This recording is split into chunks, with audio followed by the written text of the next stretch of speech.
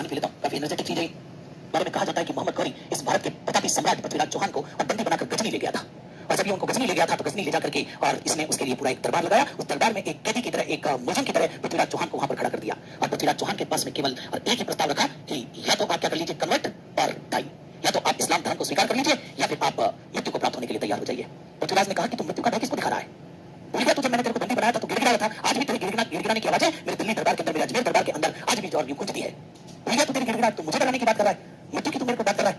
हम क्षत्रिय हैं, मृत्यु से डरने वाले नहीं है, ठीक है ना? तू कायरों की तरह तूने और सूर्योदय से पूर्व मेरी और सेना पर आक्रमण किया था। हमने कभी अपने आदर्शों को नहीं छोड़ा है, हम हमारे आदर्शों पर चलने वाले हैं। तो ये इस्लाम धर्म कबूल करने की तो बात ही तो भूल जा। और मृत्यु का भय तू किसको दिखा रहा है कि तुझे लगता है कि मैं मृत्यु के भय से इस्लाम धर्म स्वीकार कर लूंगा? तो ये मृत्यु का भय दिखा किसे रहा है? हमारे तो संस्कृति में कहा जाता है कि 12 वर्ष को कर जिए, 13 वर्ष यार, वर्ष 18 क्षत्रिय जिए, बाकी जीवन धिक्कार। अरे 18 वर्ष की आयु आते आते तो और क्षत्रिय को और वीर गति को प्राप्त हो जाना चाहिए। तो ये तो क्षत्रिय का सौभाग्य होता है। मोहम्मद गौरी ने इसकी बात सुनी तो कहा कि पृथ्वीराज चौहान तू मेरे से आंख मिलाकर बात कर रहा है तो तेरी आंखों को नीचे कर ले। पृथ्वीराज ने कहा कि ये आंखें केवल मां और मातृभूमि के सामने झुकती है, कि या तो चामुंडा माता के आगे झुकेगी, या फिर शाकंभरी माता के, या आशापुरा माता के, या मेरी जन्म देने वाली मां कर्पूरी देवी के आगे। तेरे जैसे निश्चल और तेरे जैसे विश्वासघाती, तेरे जैसे दुष्ट और क्रूर के आगे ये नहीं झुकने वाली है। पृथ्वीराज की इस बातों से मोहम्मद गौरी बड़ा हताहत हुआ और मोहम्मद गौरी ने कहा कि इसकी दोनों आंखें पुरवा दी जाए। और मोहम्मद गौरी ने और उसकी दोनों आंखें पुरवा दी। तो उसकी दोनों आंखों को पुरवा दिया गया और उसके बाद में और इसका मित्र चंद्रबरदाई, जिसने लिखी पृथ्वीराज रसो, ये चंद्रबरदाई भी वहां पर उपस्थित था। और चंद्रबरदाई पृथ्वीराज के पास में गया और चंद्रबरदाई ने पृथ्वीराज को जाकर के कहा कि राजन, आप इस तरह निराश नहीं हो, अभी वो आपने वो कार्य नहीं किया है जिसके लिए आपने जन्म लिया है। अभी जिस चीज के लिए आपने और संकल्प लिया था वो अभी पूरा नहीं हुआ है। पृथ्वीराज बड़े निराश हुए और पृथ्वीराज ने निराश होकर के कहा कि मैं वो स्वप्न कैसे पूरा कर पाऊंगा, मैं वो स्वप्न कैसे पूरा कर पाऊंगा? मेरी तो दोनों आंखें पुरवा दी गई है, मैं जाकर भी मोहम्मद गौरी को नहीं मार सकता। तब चंद्रबरदाई ने कहा कि यहाँ पर एक मुझे पंक्तियां याद आती हैं कि भाई मनु नहीं मनुपुत्र है यह सामने, मनु नहीं मनुपुत्र है यह सामने, जिसकी कल्पना की जीभ में भी धार होती है। मनु नहीं मनुपुत्र है यह सामने, जिसकी कल्पना की जीभ में धार होती है। बाण ही होते हैं विचारों के नहीं, बाण ही होते विचारों के नहीं, सपने में भी उनकी तलवार होती है, सपने में भी उनके हाथ में तलवार होती है।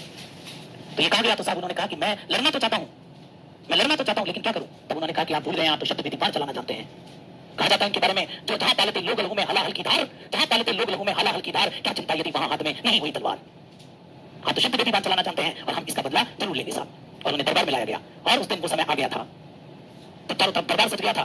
दरबार के अंदर मोहम्मद गौरी सामने बैठा, लोगों को बिठा लिया गया और लोगों को बिठा करके और पृथ्वीराज चौहान को मध्य में लाया गया और ये कहा गया कि मैं तेरा सर कलम कर दूंगा आज सबके सामने तेरा सर कलम कर दिया जाता है। लेकिन शैतान को जब तक मजा नहीं आता, जब तक लोगों के फुहारे नहीं निकलते, और तुरंत उसी समय क्या किया गया, एक शेर को वहां पर छोड़ दिया गया। लेकिन ऐसा कहते हैं कि ये भरत वंश का ये पुत्र, और ये ध्यान रखना भारत की आन बान शान पृथ्वीराज चौहान ने, और एक झटके में ही शेर का चबड़ा पकड़ करके फाड़ दिया और सब लोग ये देख करके स्तब्ध रह गए थे। सब ये लोग देख करके ये स्तब्ध रह गए थे, ठीक है ना? कहते हैं कि भैया इसके बारे में एक छोटी सी बात यहाँ पर कही जाती है कि जिनका सारा इतिहास तब जगमग है, वीरता बनने से भरी हुई जगमग है, उस वीर जाति को बंदी कौन करेगा? विकराल आग को मुट्ठी में कौन धरेगा? अरे विकराल आग को मुट्ठी में कौन धरेगा? यार समस्या जब सर पर आ ही पड़ी है, ध्यान रखना, अब क्या डरना है जब सर पर आ पड़ी है। जन्मे है तो दो बार नहीं मरना है। समझ में आ गई बात? तो ये जरूर याद रख लेना आप लोग कि कहते हैं कि वापस एक बार सुना देता हूं इसके बारे में, ठीक है ना?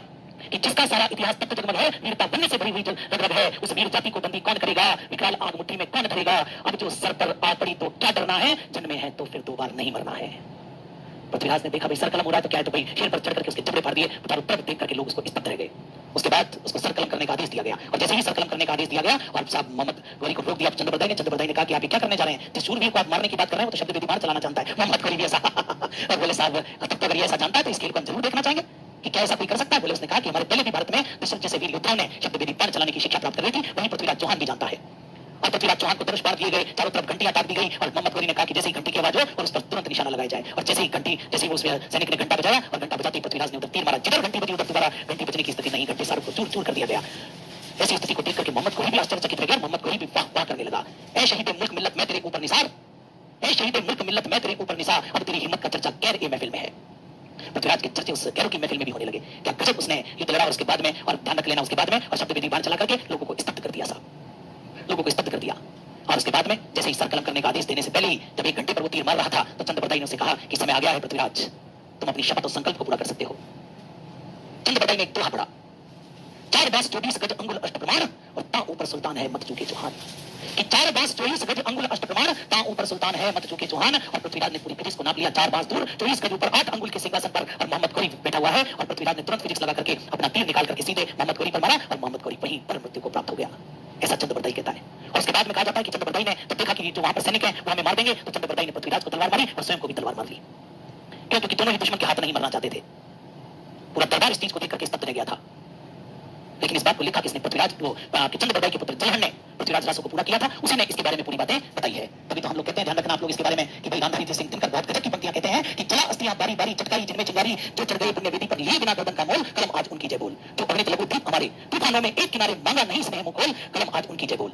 पीकर जिनकी लाल शिखाएं, पीकर जिनकी लाल शिखाएं उगल रही सो लपट दिशाएं, जिनके सिंह नाद से सैनी धरती रही अभी तक डोल, कलम आज उनकी जय बोल। अंधा चका चौथ का मारा क्या जाने इतिहास बेचारा, साकी है जिनकी महिमा के सूर्य चंद्र खगोल भूगोल, कलम आज उनकी जय बोल। पृथ्वीराज जैसे वीर सेनानी को नमन करते हुए मैं अपनी बात को यहीं पर समाप्त करता हूं। तो आज के लिए इतना ही। जय हिंद, जय भारत।